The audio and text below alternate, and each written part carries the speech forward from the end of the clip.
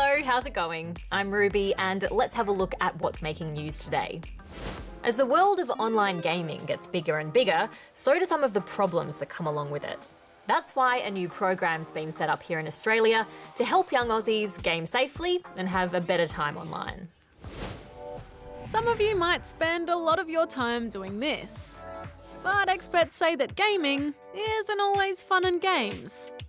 The Victorian government's launched a new program to tackle issues like gambling and gaming addiction. According to a study from last year, almost half of the most popular games down under included some form of gambling. That can mean things like loot boxes. They give players randomised rewards and can often be bought with in-app purchases, using real-life money.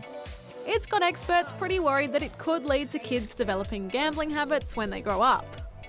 As for gaming addiction, experts point to things like regular levelling up and constant rewards as ways that games try to draw people in and keep them playing, which can make kids more likely to become addicted. The program's main focus is helping parents better understand some of these problems, so they can educate their kids on how to make sure their online experience is safe and healthy. Scientists on the Great Barrier Reef have been doing some underwater gardening with coral that they've grown in a lab. These crates are full of baby corals that have been specially bred to be more resistant to coral bleaching. That's what happens when high sea temperatures kill the algae that live in coral. And that can sometimes end up killing the coral too. The scientists will be checking back over the next few months to see how the coral's doing in its new home. A young orangutan has been rescued in Indonesia. It was found in a suitcase that someone had tried to smuggle out of the country. Apparently they wanted to keep the poor creature as a pet. Police have arrested a Russian traveller and the orangutan is now safe and sound. Steve Smith's return, a big cricket controversy, and Nick Kyrgios, well, just being Nick Kyrgios. Let's check out what's happening in the world of sport. Steve Smith is back.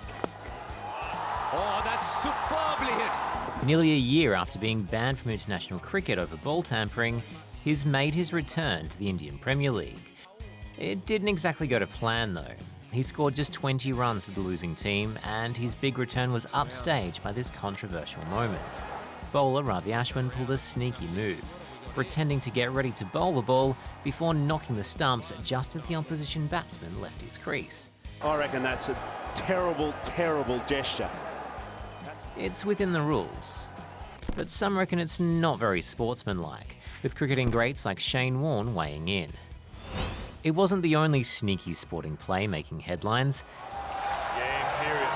Nick Kyrgios made not one, but two underhand serves at the Miami Open, and they worked a treat. Kyrgios won in straight sets, but once again, not everyone was impressed. And now to some peeps who didn't see that coming. These guys fishing up in the Northern Territory were reeling in a massive catch. Keep pressure, keep pressure. But they didn't see this coming.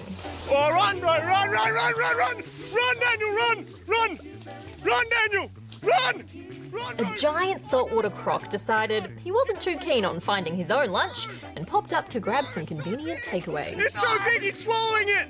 Oh, the whole thing? Oh, the whole thing's gone down his gob! When pop star Justin Bieber chose to shoot his music video in this remote, largely unknown Icelandic canyon, he might have expected, if anything, a pat on the back for giving the region a tourism boost.